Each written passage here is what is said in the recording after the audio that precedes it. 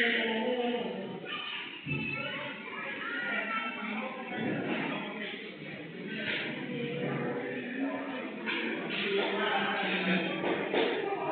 week I will be from Timinabunja, Sunday. There is somebody who is in the same with the general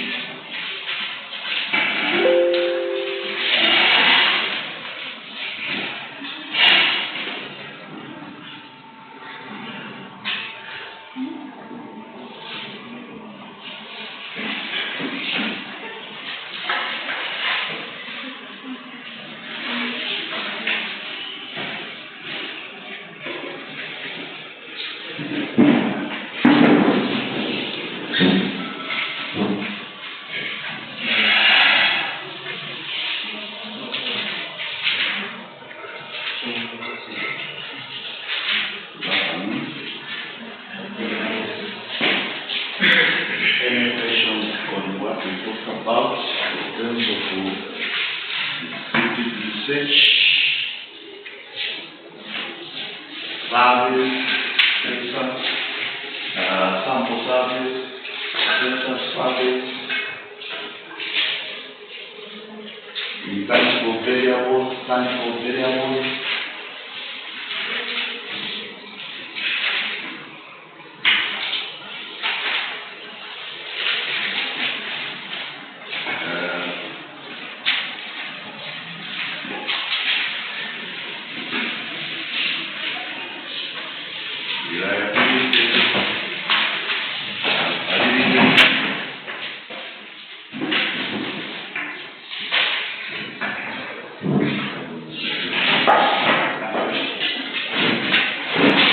Developmental studies,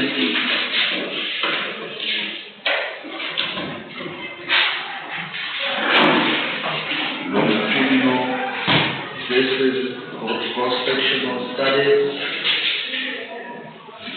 follow-up studies. Okay.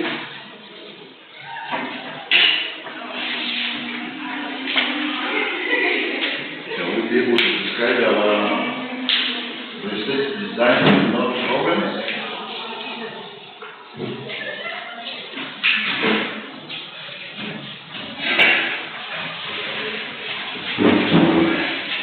What is the difference between longitudinal studies and cross-sectional studies? They all have patients. So I have patients for you.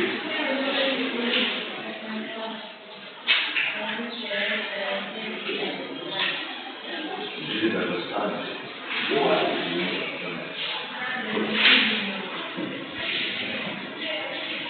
Okay. So yeah.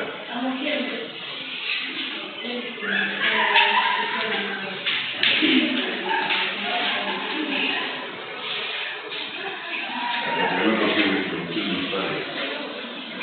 It's okay. Yeah. That's the difference between longitudinal and cross-sectional studies. I think that's what is confusing us.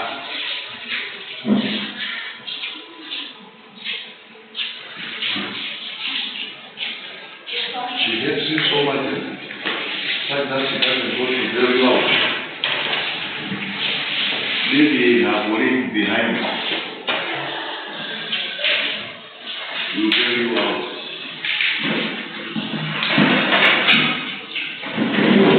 You have no friends here. They all you. Madam, what's the point? Can you tell her out? What's the difference between the children?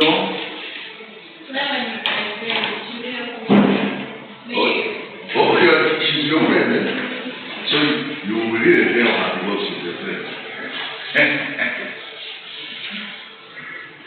The gentleman actually, as I said, is very well. Yes, Mario, regard to the candidate.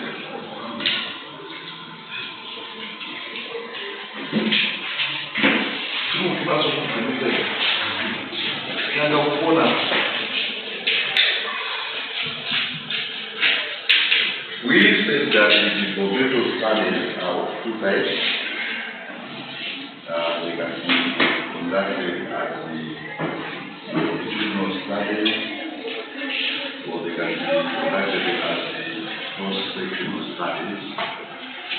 And we said that in longitudinal studies, you take a group of subjects and you study them over an extended period of time.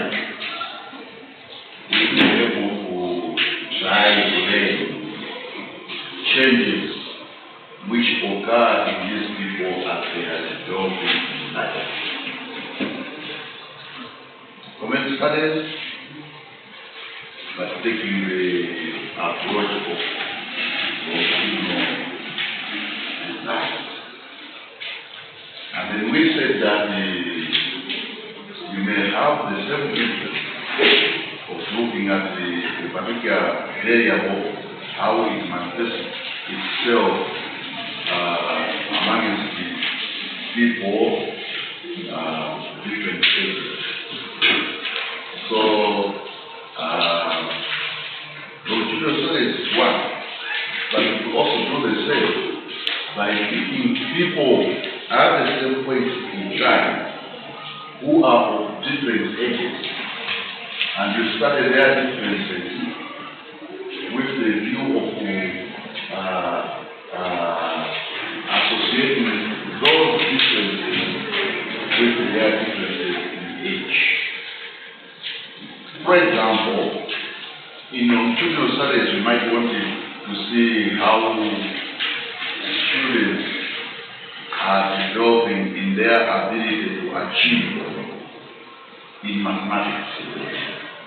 And to take a class of the one students from Bambino, you study their achievement ability in grade 1. Then you go back to study their ability in grade 2, grade 3, grade 4, grade 5. And differences in their achievement in those grades would be attributed to their development. As they are developing, their ability also changes. But instead of doing that, you could also go at the same time, pick a grade 1 class, a grade 2 class, grade 3 class, grade 4, grade 5, and assess their achievements. And if there is any difference between grade 1 and 2, grade 2 and 3, 3 and 4, 4 and 5, grade 1 and 5, you will associate those differences with their development. The ones in grade 5, you assume they are more developed than those in grade 2, so you will expect their achievement to differ.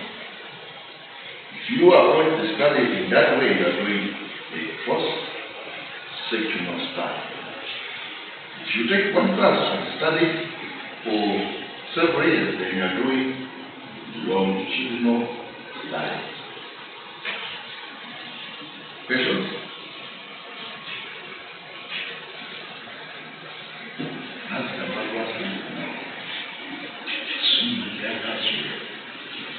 Once you speak of the posters, you want to ask yourself, you say this thing, that thing, but you didn't understand. Any other questions on what we talked about? If you don't have questions, then tell me the strengths and weaknesses of longitudinal studies.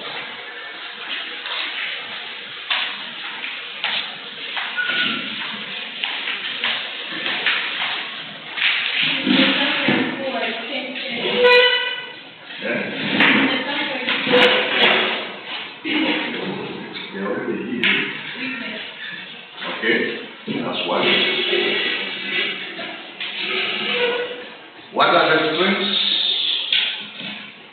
or weaknesses of longitudinal studies?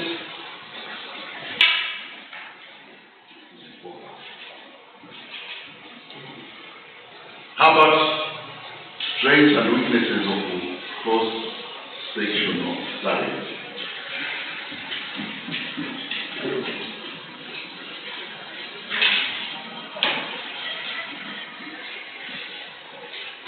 In terms of cross-sectional studies, you need more time. Therefore, you need to be more committed. You must have enough resources over that extended period of time. You start with a poor sample, you are done. You can't change. You can't introduce new variables. If you lose the subject,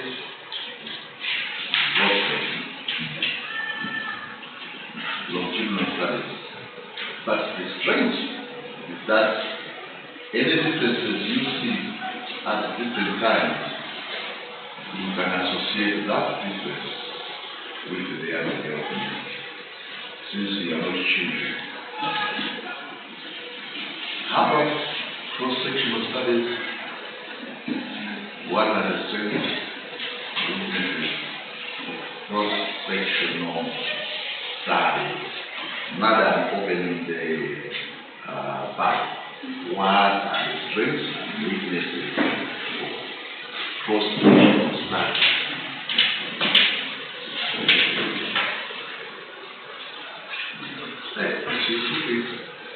In the different directions which is taking me so much. How about Madam France? Strengths and weaknesses of cross-sectional studies. What are the strengths? You want me to handle that and bring that one in November?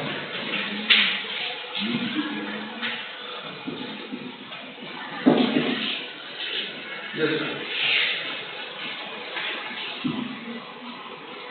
Yes, sir.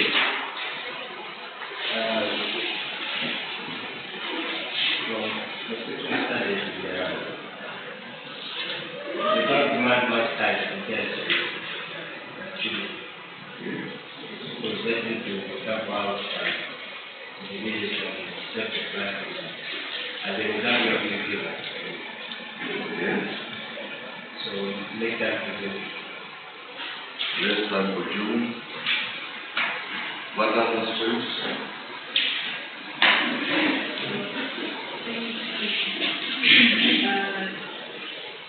On weaknesses, the difference.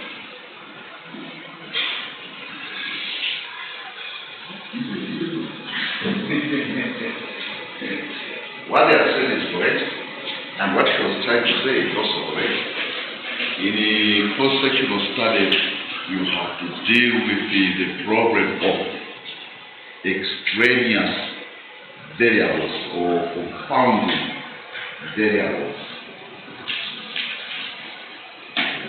If there is a difference between grade 1 and grade 3, should we say that that difference is the result of their age? It will also happen that when the grade 3 students were in grade 1, they were actually much better students than the current grade 1 students, or vice versa. That's the difference. So if that class is better than the other one, the difference might actually be that of their natural performance rather than their development. When they were in grade 1, these students may have been taught by a much better teacher than the one teaching the current grade 1s. Now, if the grade 3 show much better performance, we say it is because of their age or because of the teacher they had. So there are a lot of other variables which will have influence on the ability to achieve, which you cannot explain by the individual alone. Okay? And we now such situations will be studied, then you know you have extraneous variables, some people call them confounding variables because they are confounding your results. Making sense? I think that's what you were trying to say.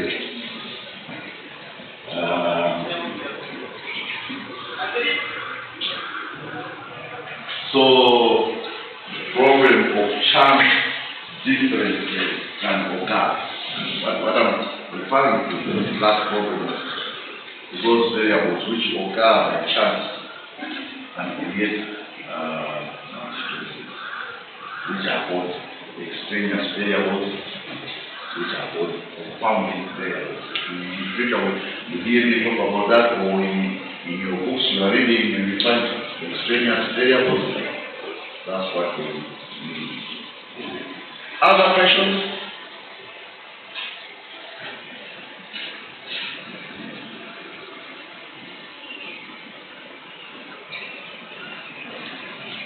And we say that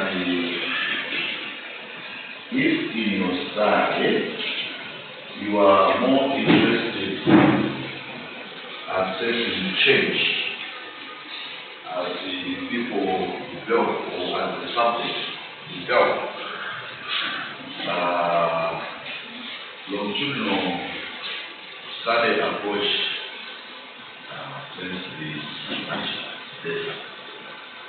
But if your interest is to assess typical differences, and by typical differences, I'm referring to the fact that the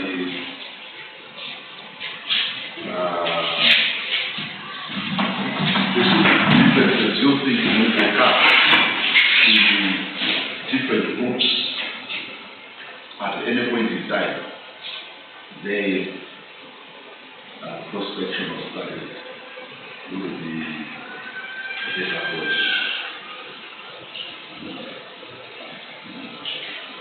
Questions? Just revising what we talked about last time.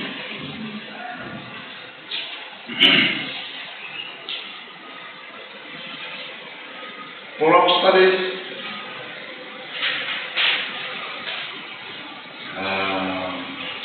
What is the major difference between follow-up studies and longitudinal studies?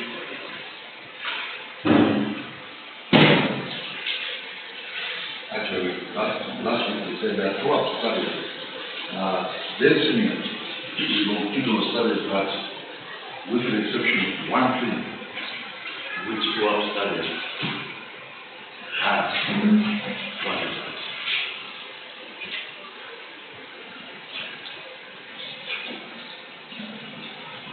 Yes.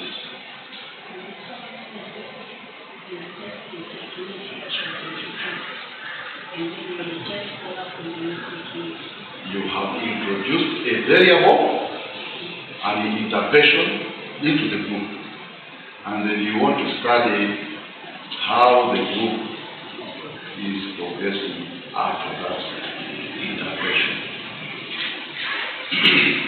That one is the follow-up study. So, learn that in terms of teaching mathematics, there's a good teaching technique. Then you come in a class and teach them using that technique in grade 2. And then you follow up in grade 3 to see whether that technique is helping them. Go to grade 4, see whether that technique is making a difference in their achievement. Then you are talking to follow-up studies. Subsequent development of subjects after a specific treatment or condition. You could have a study, for example, and a study session, for example, interest to say, well, the people in Harombe went through a bad experience this year cycle trading. How has it influenced their development there? You can study that for some time. You will be doing the broad study. Okay? So it is a treatment which you have brought in, but it could also be a naturally occurring event which has made that group of people different from other people. Still, that will be for our study. Then we talked about the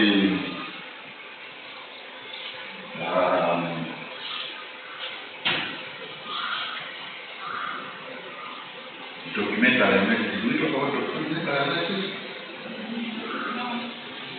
No. Oh, we just started. Okay. You can also conduct a study by looking at existing documents, books, printed material. In most of the literature, you will find them talking about books and printed material, but I should say that it goes beyond those. This is of this guidance, where you can also access information in their minds.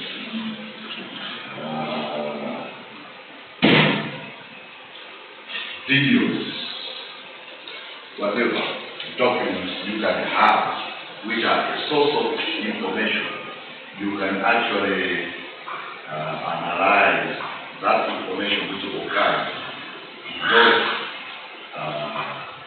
documents to address your research questions. One group of people who tend to use this approach are linguists.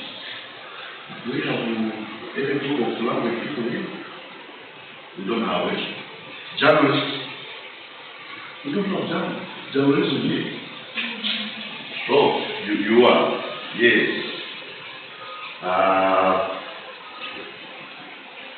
These people tend to get interested in learning how language is developing over time.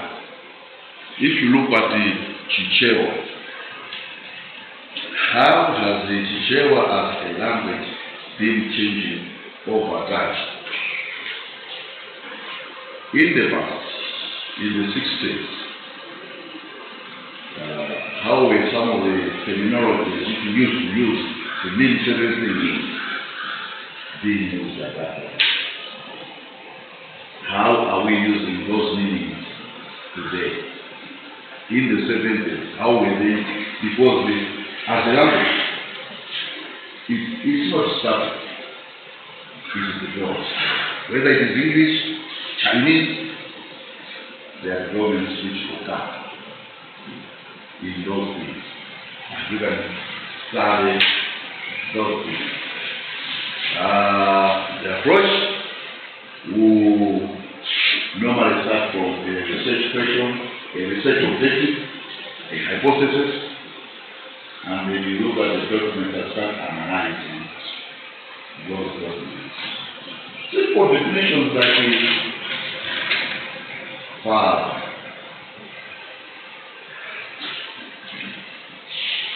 What terminologies do we normally associate with the name father today in jail? What terminologies were we using in those days? And we find changes. So from your hypothesis, you can take a book and start analyzing what that book is showing regarding that technology, regarding that issue of your interest. When you are doing those studies, then you are doing documentary analysis. Questions? How many types of activities that we have been talking about up to this time.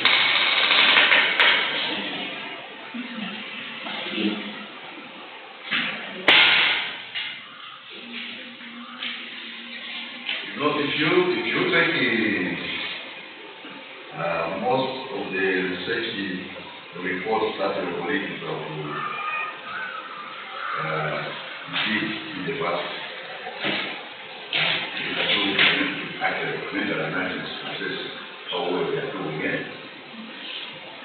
They have a section, as we talked about, of research design in their methodology. And the one weakness of that design is the people just say, I will conduct orientative research. And you say, what do you mean? Because from what I have done since last Monday to today, you can see that there are so many types of orientative study, or descriptive study. We talked about surveys as one. We talked about developmental studies as another. We talked about documentary analysis as another. Follow-up studies as another. Yeah, longitudinal. Of course, longitudinal is part of developmental studies, but there are two types. Which would also mean that if you are describing your study, you are using developmental studies, don't just say, I will conduct a developmental study. You need to explain better how are you going to do that. So we talk about the longitudinal, we talk about cross-sectional. So, when we are talking about the research design, specific of what you are talking about. Because all these, they have their strengths, they have their weaknesses.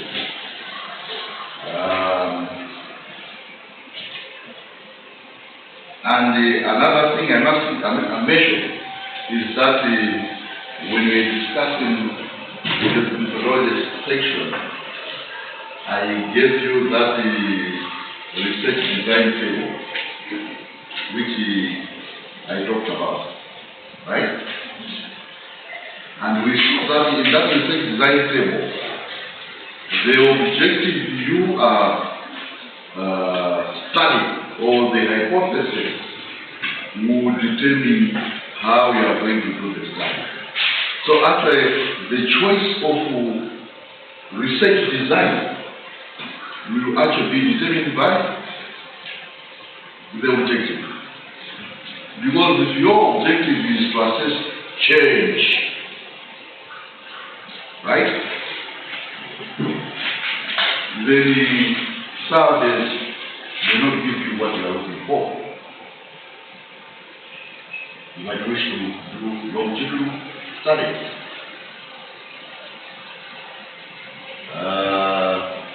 If you want to assess how people differ at different developmental stages,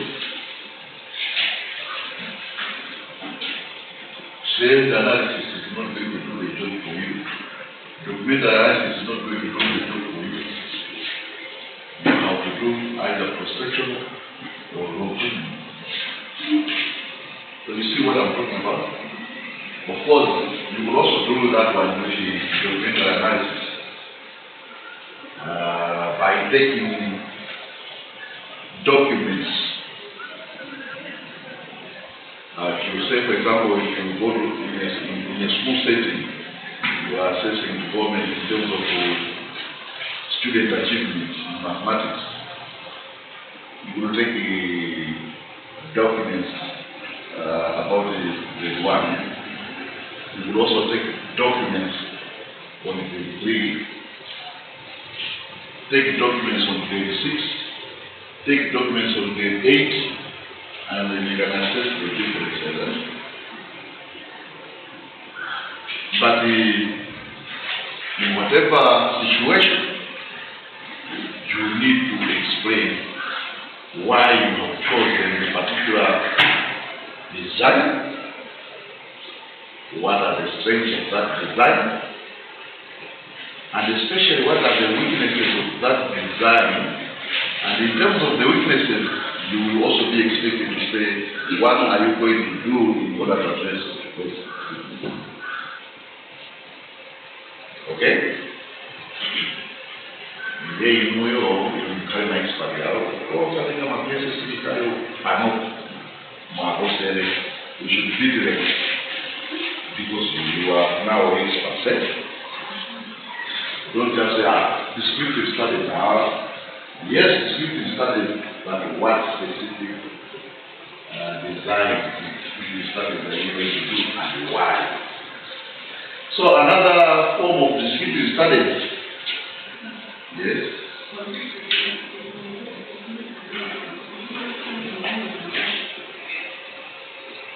But all is this.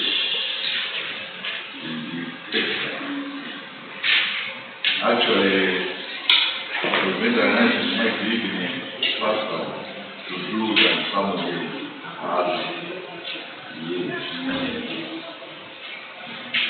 All depending on the set of things that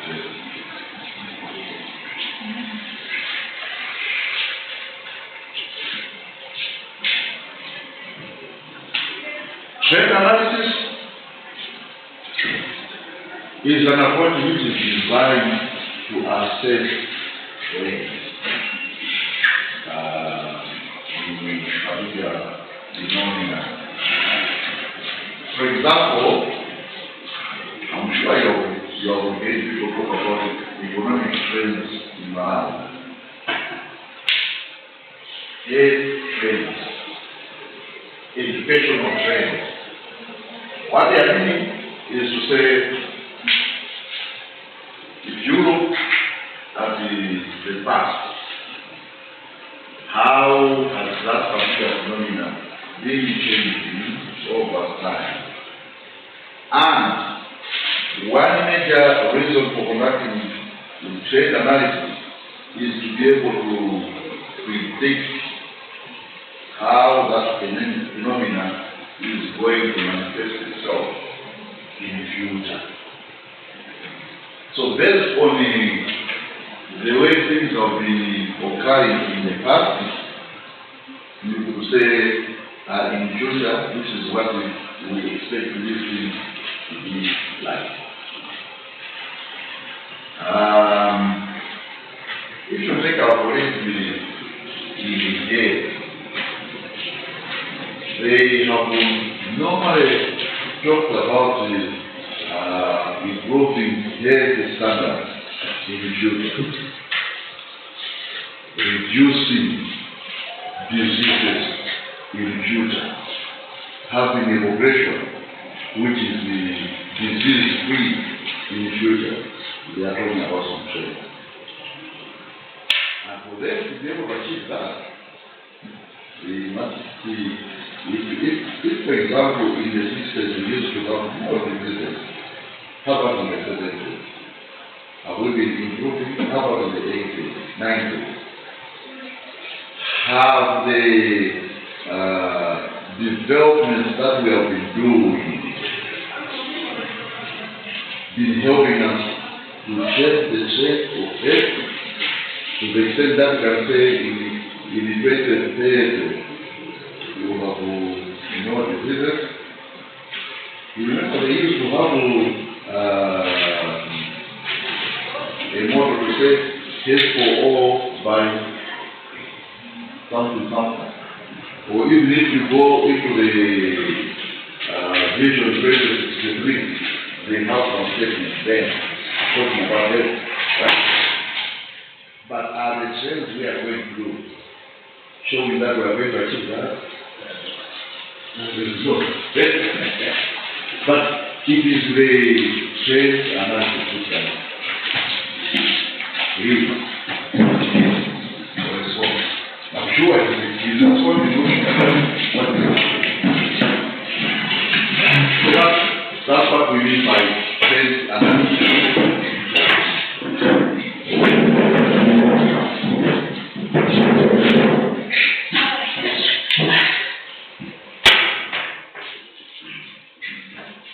Any questions about strength? Analysis is studied as a study design. All these designs still are meant for describing situations, right? So they are descriptive studies.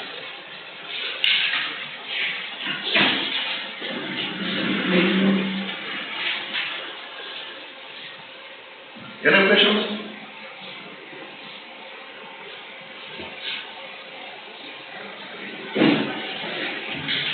Correlational study.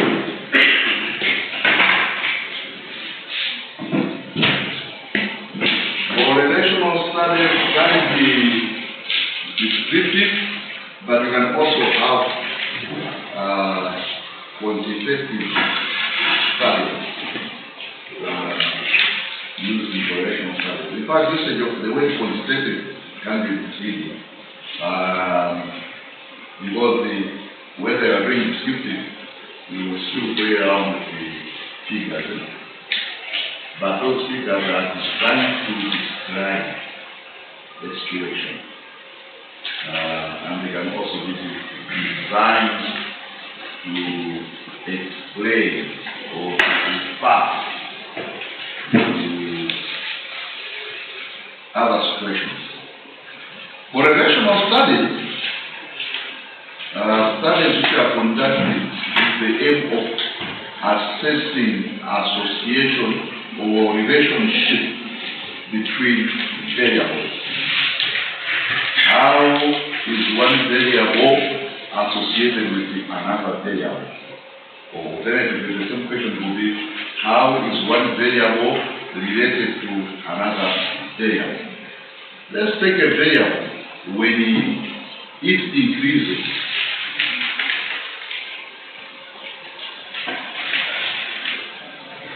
would that increase in another variable? For example, people normally ask you to say that if you want to have more income as you grow and age, you need to be educated, right? So meaning that the more education one gets, the more income that person will get in life, if it is true. Because I know some of the richest guys are thinking it. But it's great to have that association. The more education, the more income. And I'm sure even us here, we are engaged in whatever we are doing right now, because we are hoping that this will lead to improvement in our income level now. So what we are saying there is that let's say this is income. 1, 2, 3, 4, 5, 6. Whatever the measure is.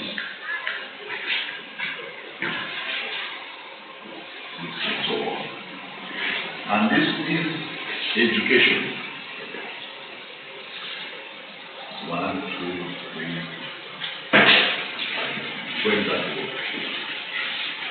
Your argument is that as you increase the level of education, the level of income will be increasing. Are we on something? So if you're arguing like that, then you are saying that these two variables are associated. Increasing from 1 to 2 will result in increasing in that variable as well. Increasing from 4 to 6 will result in increase in that variable as well. 6 will that way. So studies which are designed to assess that kind of association what are referred as correlational studies.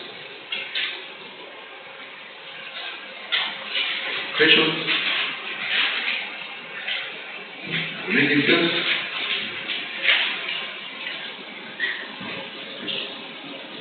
When you are conducting correlational studies, there are two specific variables, things you want to see or to assess in those correlational studies. The direction of the association and the strength of association. We said that in this case, income and education, as education increases, income also increases. So when you have such a situation, you talk about that as a positive association or positive relationship. Let's take another scenario.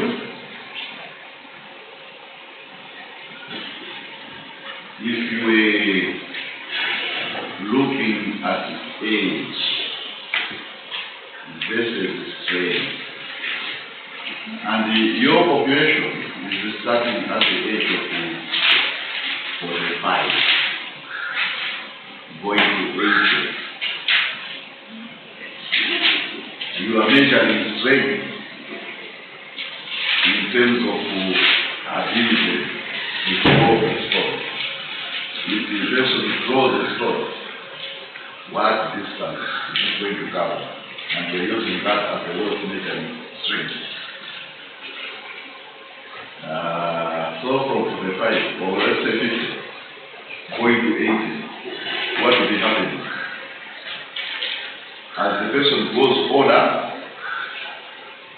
his or her ability to grow the story becomes less, right? So, in such a situation, you find that the sort of association is that the older you are growing, the less ability you have to grow the story. And such an association will be called negative association. Whilst this one is positive association. One of the things to be assessing in correlational studies is that direction. The strength is measured on how the points you pick tend to fall close to the line. Because although we are happy to say that education will influence income, but you will still find that somebody is more educated, but the income is lower than somebody who is less educated.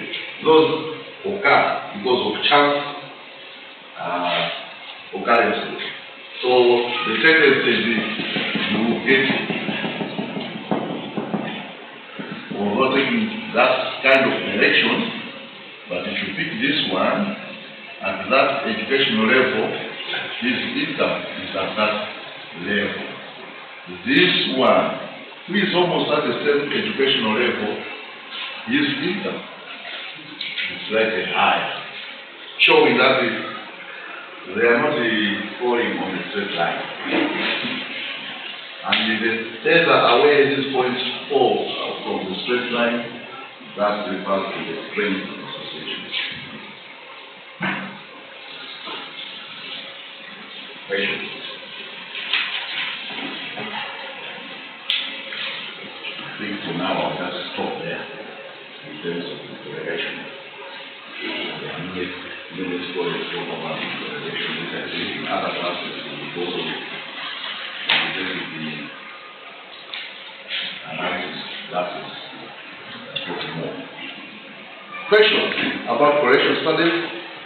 So correlation studies can be used for describing a situation in terms of how two variables or more variables are related to one another. Questions?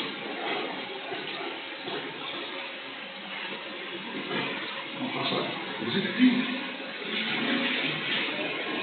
Or is it clear? It's clear? Okay.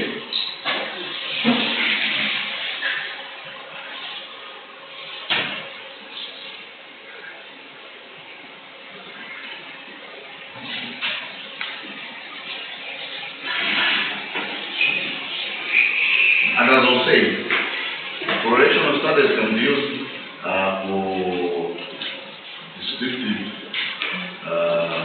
study design, but they can also be used for experimental design.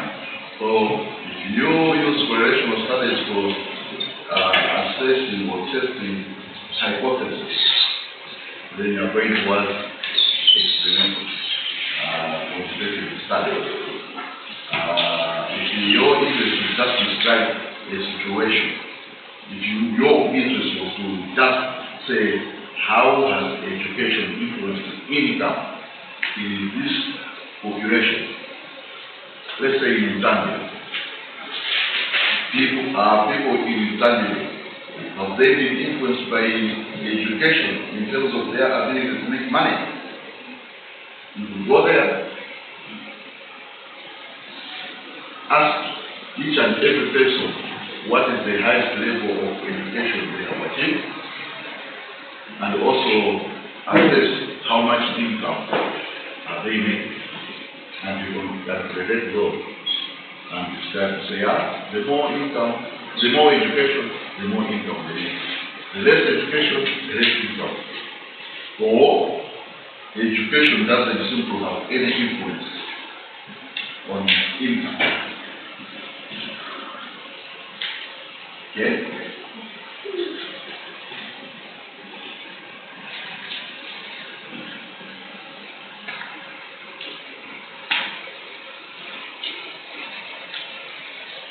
One question there, though, if two variables are correlated, it doesn't mean that one variable is causing the other variable. Okay? It just means that the two variables are associated. And I can illustrate that with my example of age, whereby we are trying to assess physical strength with the age.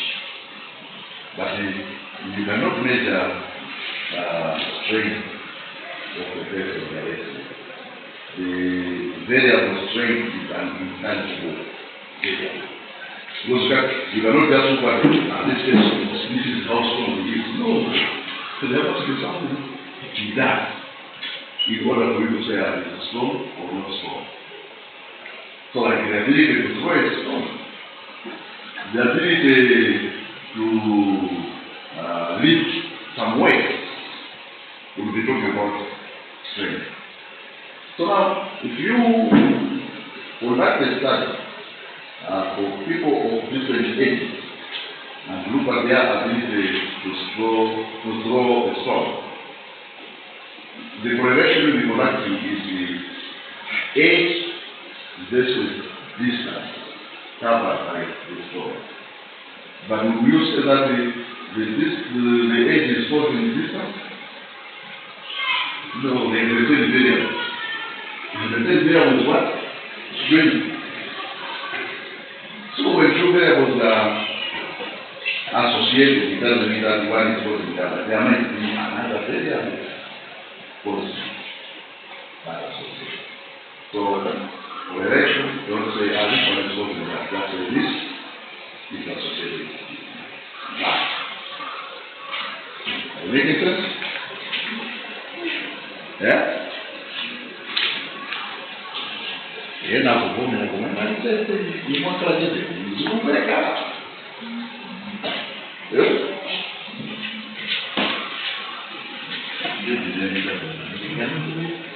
That's 55%.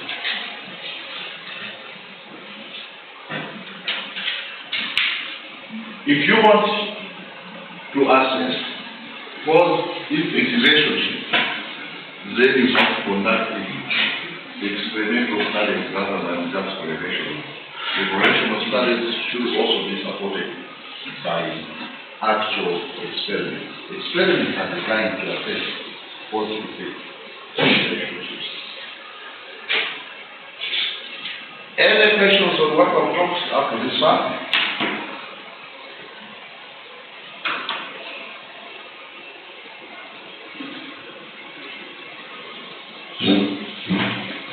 Then we have case studies.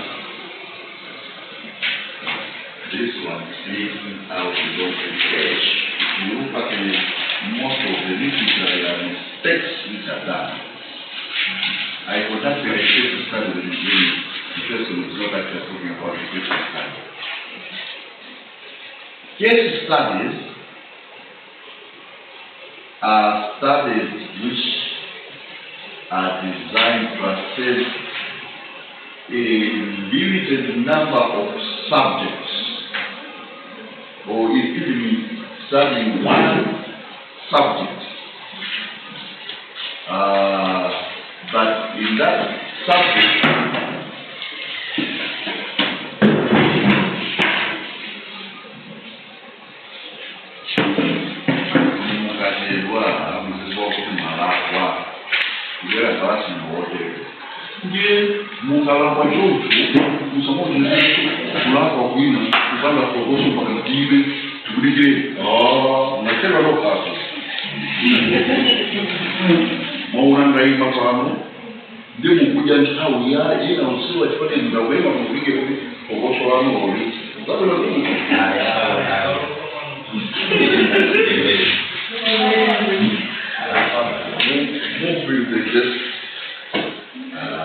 white to the side as much as possible, remove the white to it and switch white to it.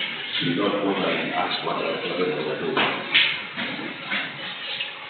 So I think that the case studies are designed to study a single subject or few subjects, but we study them in more detail.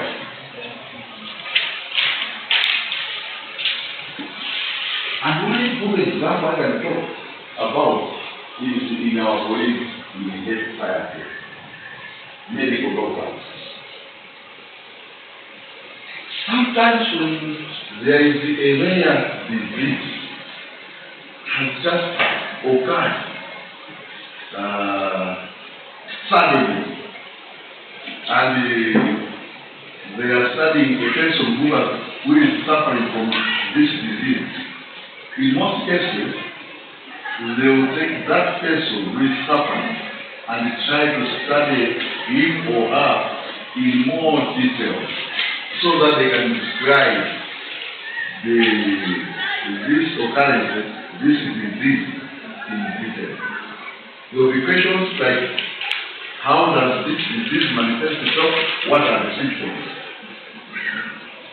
Now, if somebody is suffering from this disease, what kind of medication regime do we want to use for this patient? So they will try all the best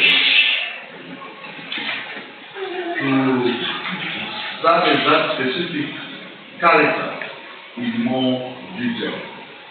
And if you are doing such types of studies, then we talk about case studies or simple subject experiments. The case studies will be looking at the typical characteristics occurring in the particular subject.